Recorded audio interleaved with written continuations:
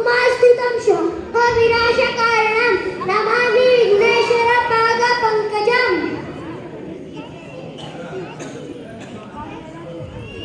ಇಂದು ನಾನು ಗಜಮುಖನ ಕುಳಿತಾದ ಕತೆ ಹೇಳುವೆ.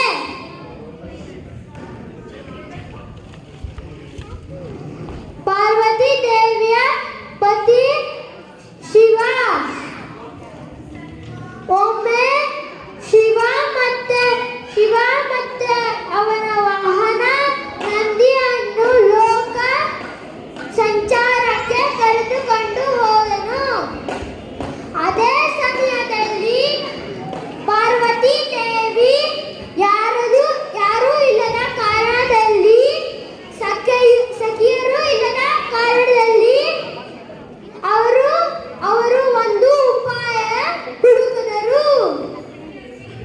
ಅವರು ಒಂದು ಉಪಾಯವನ್ನು ಹುಡುಕ್ಬಿಟ್ಟರು.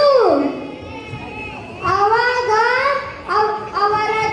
ಅವರ ದೇಹದಲ್ಲಿ ಮಣ್ಣನ್ನು ತೆಗೆದುಕೊಂಡು ಒಂದು ಚಿಕ್ಕ ಬಾಲಕನನ್ನು ಮಾಡಿದರು. ಅದಕ್ಕೆ ಒಂದು ಜೀವ ಕೊಟ್ಟರು. ಆ ಬಾಲಕಗೆ ಪಾರ್ವತಿ ದೇವಿ ಹೇಳಿದರು, ಹೇ ಬಾಲಕ, ನೀನು ಕಾವಲಿಗಾಯಿ.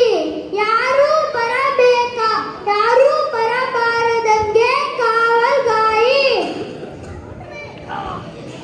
ಅದೇ ಸಮಯದಲ್ಲಿ ಪ್ರಭು ಶಿವ ಕೈಲಾಸಕ್ಕೆ ಬಂದಾದ ಮೇಲೆ ಪಾರ್ವತಿ ದೇವಿಯ ಅರಮನೆಗೆ ಪ್ರಯತ್ನ ಪಟ್ಟರು. ಅದೇ ಸಮಯದಲ್ಲಿ ಆ ಬಾಲಕ ನಿಂತಿದ್ದ. ಅವಾಗ ಆ ಶಿವ ಹೇಳಿದರು, ಹೇ ಬಾಲಕ, ನೀನು ಯಾರು? ನಾನು ಶಿವ ಪಾರ್ವತಿ ಮಾತೆಯ ಪುತ್ರ. ಇಲ್ಲ, ನೀನ್ ಹೇಳ್ತಿರೋದು ಸುಳ್ಳು. ನಾನು ಯಾರು ಅಂತ ನಿನಗೆ ಗೊತ್ತಾ? ನಾನು ಪಾರ್ವತಿ ದೇವಿಯ ಪತಿ ಶಿವ. ಶಿವ ತುಂಬಾ ಕೋಪಗೊಂಡು ಮೂರು ಲೋಕ ನಡುಗೆ ತೊಡಗಿದವು. ಆದ ಮೇಲೆ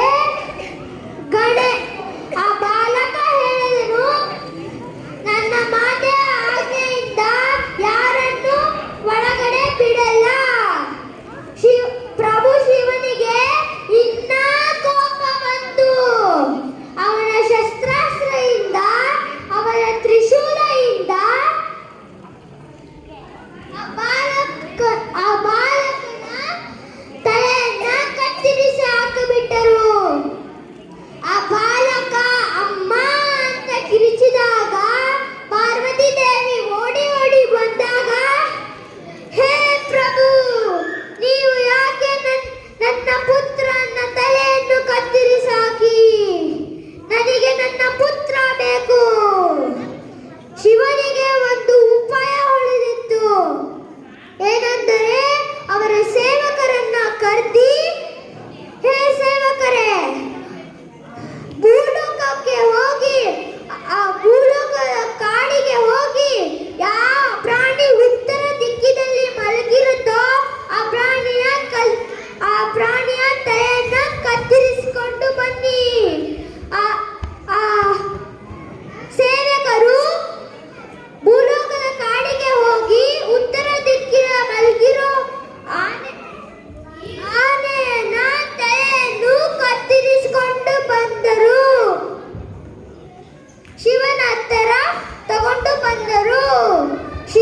ಶಿವ ಮತ್ತೆ ಪಾರ್ವತಿಯು ಅವರ ಶಕ್ತಿಯಿಂದ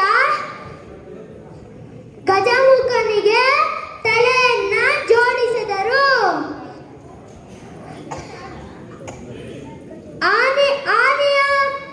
ಆನೆಯ ತಲೆ ಕಾರಣದಿಂದ ಅವರ ಕರೆದರು ಗಜಮುಖ